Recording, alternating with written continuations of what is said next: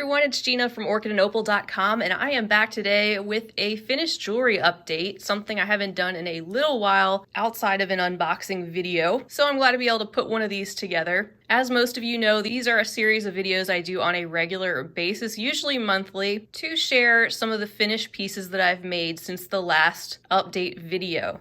I love sharing these finished pieces to hopefully give you some ideas and inspiration about what you can do with the items that come in various bead boxes or things that you might already have on hand. And for each of these pieces, I like to go into a little bit of detail about my inspiration, maybe how I put the pieces together, and the thought process I had going into it. So I have a few things from the March 2022 bargain bead box. This is the Sky's the Limit themed box with a lot of the antique copper metallic components, light sky blues and turquoise and seafoam green, and also a few pieces from this month's April 2022 bargain bead box with the theme called Stirring Earth, and one other look at the Cherry Blossom Festival pieces that I will be coming back with tutorials for in the next few days and couple weeks to come.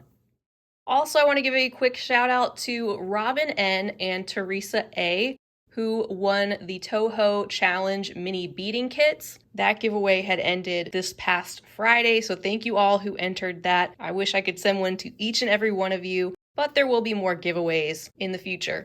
Alright, so this first set that you've been looking at here, this is from the Sky's the Limit bargain bead box, and it incorporates the gorgeous dyed turquoise oval stone pendant. And I was doing some playing around with wire wrapping, especially using the more flat, wider wire that you can see here, and also how you can twist it and get those really interesting spirals in the wire like this. This flat wire came from BB Craft. They have it in several different colors. And I used some of it around the side of the pendant to kind of hold that in place. And they're pretty much kind of double-sided the way that I wrap these together. So just a fun little experiment there, playing with some wire, especially the wide wire. And then this is the other one that I played with. And through a lot of trial and error, I was able to get both of these completed. There's a look at the back of this one. And I attached this to a beaded necklace and incorporated some of the beautiful blue jasper stones. Now, those didn't come from the bargain bead box. Those actually came from Dee Dee's monthly bead box. We got a gorgeous strand of that in the hexagon shapes. And I just love the way that color and the various shades look with the pendant and some of the other contents of this bargain bead box. I put those together. Here is an overall view of the necklace. You can see that I used some of the light blue bicones and the rondelles, as well as some antique copper spacer beads that I had in my stash. And I incorporated one of those little bird charms at the end of the extender chain to add a little bit of detail. They sent the chandelier earring components in the box as well as those ear wire findings, so I made some dangly wire-wrapped beaded earrings to go along with the set using some faceted turquoise beads and also some additional light blue crystal bicones. Here's the other set I made from the Sky's the Limit theme bargain bead box, and this one incorporates that antique copper bird cutout pendant. What I did was I added one of those long light gold cotton tassels using some wire. I basically slipped the wire inside of the top of the tassel and secured it, and then created a wire wrap loop. Also spiraled the wire around the top of the tassel and finished off with a little spiral detail there in between the two. So this is a much longer necklace. I decided to show you the full version laying out here. It's got a lot of chain attached to the back, and it incorporates the Amazonite gemstone beads, the antique copper connectors, the little bird spacer beads, the turquoise howlite oval-shaped beads, and then those glass cylinders in that seafoam-like color. I had additional beads left over that coordinated with the necklace, so I did want to go ahead and make a matching pair of earrings, and I have a bracelet there also with the small bird charm at the end, and of course I incorporated one of those charms at the end of the necklace extender chain. In case you're new here, first of all, a warm welcome, and I'm so glad you're here. I want to mention that I have many finished pieces listed in my website shop at orchidandopal.com, and some of these pieces you'll see today will be listed there soon if they're not already there.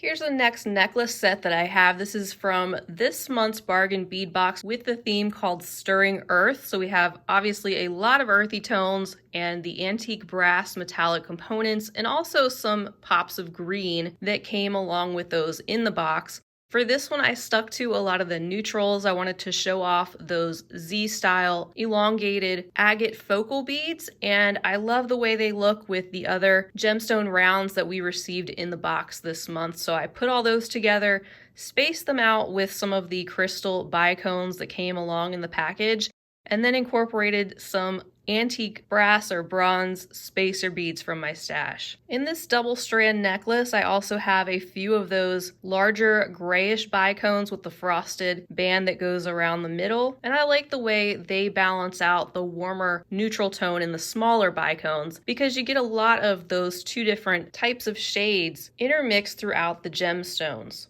They also sent us a couple of smaller Z-style beads. I decided to incorporate those in the necklace as sort of a connector and a point where it brings the two strands together so that the back is finished with the chain that came in the box. And I had some extras, so I decided to make a pair of earrings to go along with the necklace. So here's the full look at this one. I personally love working with bright colors, but it's wonderful to have these muted earthy tones also to work with to shake things up a little bit. And the nice thing about a set like that with so many neutral colors is that you can wear it with a lot of different things. I have a bracelet that coordinates with that necklace also, and this one I decided to incorporate that 2-loop connector component that we received. And I know when I did the unboxing, I said it would be great for doing perhaps a cord style bracelet. So that's what I was determined to use it in. And I found some of this thin, like 1.5mm leather cord that I had received from Eureka Crystal Beads. That ended up working perfectly, and I was able to pass that directly through the loops on that component, and then I made a knot with both sides and secured that with some jewelry glue, and then just added a simple knot there at the end. As for the beads, I used some of these disc shapes that we received in the box, as well as more of those gemstones, and there's a little loop there at the end that works very well, just like a buttonhole, where you can just secure your clasp like that. And if you're curious as how to make something like this, I do have a beaded leather cuff bracelet tutorial. It'll be similar, not exactly the same, but it might help you with how to get your beads onto the leather cord and lined up like that in between the strands. And here's the next necklace set from Stirring Earth. This one includes some of the green colored stones and beads along with the antique brass. The round ring components that are open in the middle came just plain, so I decided to wire wrap the green beads in the center of those rings and turn them into beaded links. So I linked those together with some of the faceted green beryl beads, some more of those antique brass disc beads, and alternated those up the length of the necklace, and then used one of those hammered round pendants at the bottom, along with one more of those metallic hammered spacers. Here's a closer look at the earrings so you can see how I made those links. I did use 2 pieces of wire to pass through the green beads and then wrap those to either side and created loops to connect those to other beads and components. And I believe this was done using some 22 gauge beading wire. So there's the necklace in its entirety and the chain that finishes up the back, as well as an extender coming off of a lobster clasp. Up next, I'll show you some items from recent tutorials that you may have missed. These are the Adele earrings, which were inspired by the contents of the latest Beading School bi-monthly subscription box. These are a really versatile type of component because you can take these and you can weave them together to make a necklace or a bracelet or other things if you wanted to. And you can add the drop components like you see here and turn them into some really pretty earrings. So check out that tutorial if you haven't already. This is a way to bezel some of the Preciosa Nacre 8mm cabochons. This one also uses some 4mm sew-on crystals and crystal bicones, as well as the seed beads And everything that you need came in the Beading School box to make this green and gold variety. Of course, you can get all these items separately still on their site if you'd like to.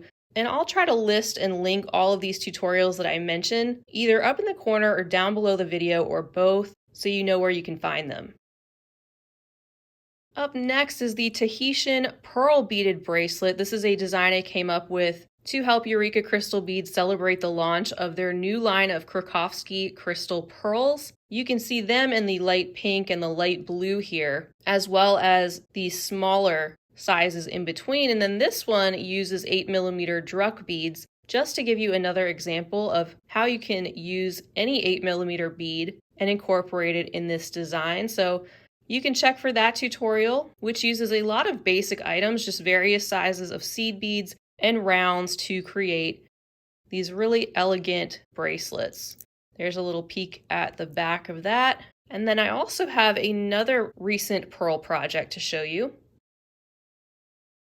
These were also inspired by the Krakowski crystal pearls, this time in the 6mm size, and you can see those in this one right here, which is so elegant and classic, I think. This design I called the South Seas Pearl and Seed Bead Bracelet, so I'll leave the link for that one as well if you want to check it out. And I also have written or downloadable patterns for these bracelets located in my shop. So if you prefer learning that way as opposed to a video tutorial, I got you covered on these. So as you can see, these bracelets are an alternating pattern of two different components that are beaded together, and they also incorporate some 3mm fire polish. You could substitute probably 8/0 seed beads for those if you wanted to, or any 3mm round bead. The base, of course, is a 6mm round bead, and we also are using the small 15/0 round seed beads to frame out these designs. And here is the other new bracelet design. I came back with a tutorial for this one a few days ago. This is called the Backlit GemDuo bracelet because it includes the backlit GemDuos that are woven into the center of each of these diamonds that are created with another alternating color or style of GemDuos. And of course, you don't have to use backlit. You could use any contrasting color, and you can even alternate the colors in a different way to get a whole different effect. But what's great about these is they use the professional looking symbol endings, which are specifically made to go with the GemDuo 2-hole check glass beads. And they weave right in and give us that solid and really crisp ending. So check out the tutorial video for this one also if you haven't already, and I do have the downloadable pattern available for this design too. And then I'll wrap it up by sharing a quick second preview of the designs that are coming in tutorial videos very soon from the Cherry Blossom Festival box, which was the box that I helped curate with Beading School. I'll leave the link to that box below. You can still get your hands on it, and we're going to have some fun making some things directly from the contents. So if you hadn't seen these yet, these are one of the pendants we'll be making called the Cherry Blossom Festival pendant. And in the box, you get a strand of this really light, gauzy, dyed silk ribbon. Makes it really simple to tie into a bow at the back of your neck and adjust the length any way you want. And in the box, you'll get a coordinating color of ribbon. So these are two examples of colors you could get. They also have a pink and I think an olive green. These are just the two that I happen to have, and they make for a really summery way to wear one of these pendants, I think. So we'll bezel an 8mm Rivoli, as you can see here, with some 2-hole dagger beads, some mini daggers, half Tila's Delica beads, and some 15/0s, and create some of these floral designs. We'll also be making the Cherry Blossom Festival bracelet. This one incorporates some of the same beads, but also some metallic 15/0s in that shade of pink, and does not include the larger 2-hole daggers. So this is another one where we'll be making components that you could put together in all different ways. You could use a single one in an earring design, or string these together in a different way to make a necklace, or even make a beautiful floral cocktail ring if you want. We'll also be making this pair of earrings with a 14mm crystal stone that has that lotus etched in, some 4mm pink bicones, 2mm fire polish rounds, delica beads, 15-0 seed beads, the pearl drops, and some quarter tielas back there to hold the base of this piece together, and the 2 earring findings that came in the box. And then here's one more look at the L2 Studio trapezoid pendant, which kind of reminds me of a mermaid tail, especially with that particular bail. But I'll be showing you how you can bezel the outside of one of these really unique shaped handcrafted pendants. And then I'll show you how to make one of these triangular bails. And that's something you can use across many different beaded pendant designs.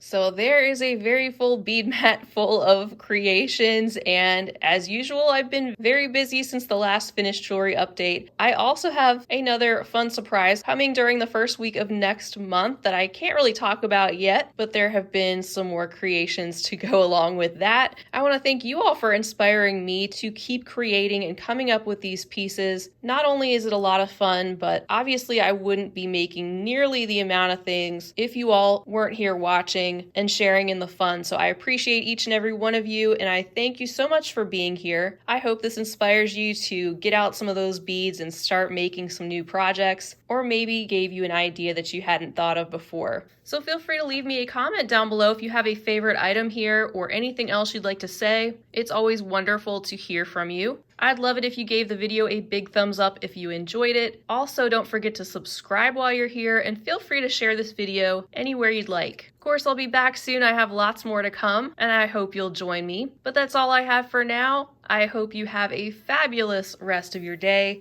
And as always, happy beading.